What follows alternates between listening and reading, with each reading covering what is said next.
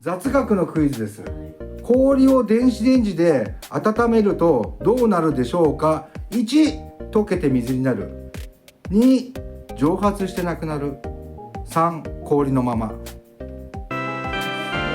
氷を電子レンジで温めるとどうなるでしょうか。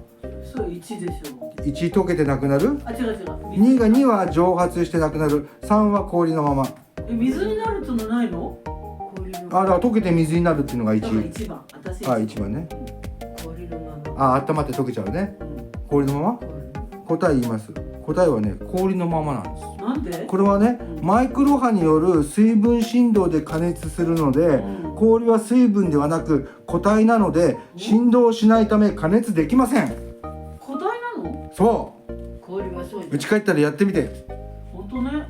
電子レンジコップに氷入れてこうやってダーってやってみて。はい。